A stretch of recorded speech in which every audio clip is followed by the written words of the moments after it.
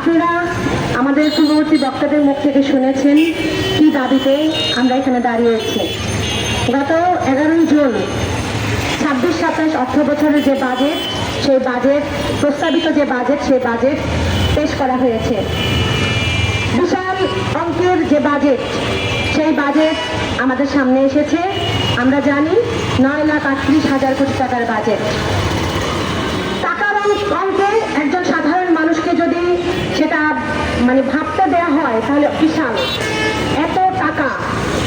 এখন প্রশ্ন হচ্ছে এই টাকা আসলে কিভাবে আসবে, বা এই টাকা যে আয় এবং ব্যয়, এই ব্যয়টা কিভাবে হচ্ছে।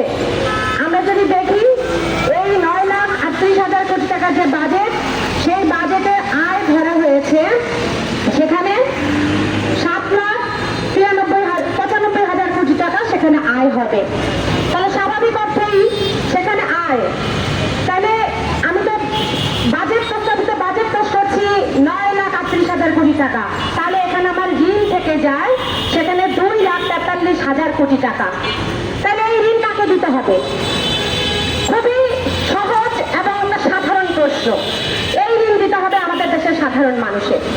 কারণ প্রতিনিয়ত আমরা যে ট্যাক্স দিচ্ছি, সেই ট্যাক্সের মাধ্যমে আমাদের যে গভর্নমেন্ট টাকা নিচ্ছে, তারও বাহিরে যে আমাদেরকে এই যে ঋণের যে বোঝা, এই ঋণ আমাদেরকে পরিশোধ করতে হবে।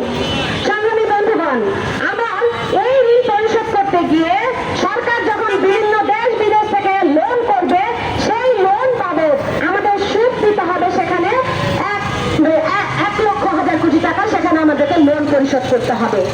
তাহলে এই লোনের বোঝা এসে, সুদের বোঝা এসে আমাদের জনগণের উপরে পড়বে। এই তো গেল বাজেটের আয় ব্যয়ের হিসেব। এরপরে যদি আমরা আসি আমাদের দেশের এই বাজেট কি কি খাতে সেখানে বরাদ্দ দেওয়া হবে। আমাদের চারণ সংস্কৃতি কেন্দ্র এখানে দাঁড়িয়েছেন, কেন সংস্কৃতি খাতে যে বাজেট দেওয়া হয়েছে সেই বাজেটের যেন 2% বরাদ্দ করা হয়, এই দাবিতে আমরা এখানে দাঁড়িয়েছি। এটা তো সংস্কৃতি খাতের কথা এখানে আমাদের নেতৃবৃন্দ বলছেন। আমরা যদি বলি বাংলাদেশের 3টা স্তম্ভ, 3টা খাত, যেগুলো প্রধান খাত, একটা হচ্ছে কৃষি, একটা হচ্ছে স্বাস্থ্য, একটা হচ্ছে শিক্ষা। আমরা যদি দেখি এই 3টা খাতে আছে ভূমির দশা। তাহলে এত বড় বাজেট করলেন আপনারা, তাহলে কৃষি খাতে কত বরাদ্দ করলেন, আপনারা শিক্ষা খাতে কত বরাদ্দ করলেন, আপনারা সেখানে স্বাস্থ্য খাতে কত বরাদ্দ করলেন। আমরা যদি এগুলো দেখতে যাই যে আপনারা শিক্ষা খাতে বরাদ্দ করেছেন সেক্ষেত্রে 1,22,497 কোটি টাকা, অর্থাৎ 13%, বাজেটের 13% আপনারা বরাদ্দ করেছেন। জিডিপির 13% আপনারা বরাদ্দ সেখানে করেছেন। এখন প্রশ্ন হচ্ছে এই 13%-এর মধ্যেও আমাদের দেশে যে সামরিক যে শিক্ষা প্রতিষ্ঠানগুলো আছে, সেই বাজেট এখান থেকে কাটা যাবে। তাহলে সেইটা যদি কাটা যায় তাহলে আমাদের এটা এসে থাকবে 11%। আপনারা বাহবা পুরাচ্ছেন, আপনারা 13% দিয়েছেন, সুগম করে ফাঁকি আপনারা বলছেন এক্ষেত্রে। এটা হচ্ছে আমাদের স্বাস্থ্য, আমাদের শিক্ষা খাতের কথা বলছি। একইভাবে আমরা যদি দেখি আমাদের স্বাস্থ্য খাতে কত বরাদ্দ করেছেন আপনারা, কি ভয়ানক ব্যাপার, মাত্র 1.1% সেখানে স্বাস্থ্য খাতে আপনারা বরাদ্দ করেছেন। টাকার অঙ্ক সেটা কত আমরা যদি একটু দেখতে যাই, তাহলে সেটা কিন্তু আসলে খুব বেশি কিন্তু এক্ষেত্রে বরাদ্দ সেখান কিন্তু করা হয় নাই। মাত্র 69,409 কোটি টাকা স্বাস্থ্য খাতে বরাদ্দ করা হয়েছে। অথচ মানুষের যে জিনিসটা না হলেই নয়, সেটা হচ্ছে মানুষের চিকিৎসা। আজকে হাসপাতালে বাবাকে ঘুরতে হয় তার সন্তানের লাশ নিয়ে, আজকে মাকে ঘুরতে হয় ওই ঢাকা মেডিকেলের ওই সিঁড়ির নিচে তার সন্তানকে নিয়ে থাকতে হয়। আজকে এই নারায়ণগঞ্জ শহরে যদি দেখি, আমরা যখন ডেঙ্গুতে অসংখ্য ছেলে মেয়ে সেখানে আক্রান্ত হয়েছে, মারা যাচ্ছে। কিছুদিন আগে যখন আমরা দেখলাম হামে সেখানে শিশু আক্রান্ত হচ্ছে, তার জন্য এই নারায়ণগঞ্জ শহরে কোনো হাসপাতালে সেখানে ব্যবস্থা নাই। তাহলে এই হাসপাতালে বরাদ্দ কেন হচ্ছে না? কারণ বাজেটে তার বরাদ্দ নাই। কারণ 1.1% যদি স্বাস্থ্য খাতে বরাদ্দ দেন, কিভাবে আমরা বলবো আমাদের দেশের সাধারণ শ্রমিক, কৃষক, খেটে খাওয়া মানুষ সে তার সন্তানকে সেখানে সে চিকিৎসা করাতে পারবে? সেটা সম্ভব না। এই গেল আমাদের স্বাস্থ্য খাতের অবস্থা। এবার আসেন আমাদের কৃষি খাত।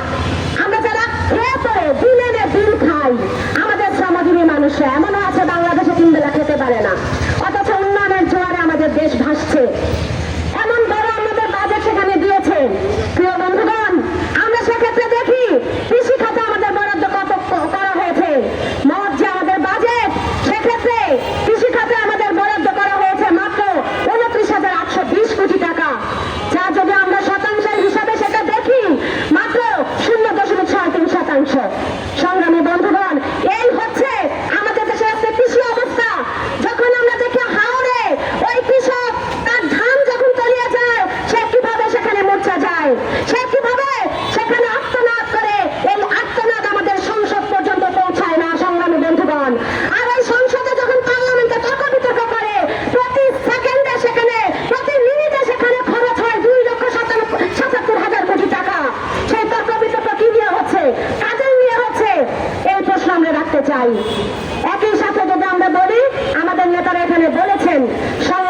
খাত, যেটি নিয়ে আমরা আজকে কথা বলছি।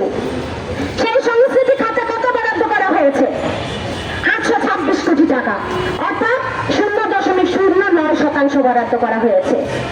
একদিকে বলছেন আপনারা ওই যারা আজকে স্পিচিং করছে, যারা ধর্ষণের সাথে যুক্ত, যারা আজকে বলাৎকারের সাথে যুক্ত, তাদের চিন্তাকে আপনারা পাল্টাবেন।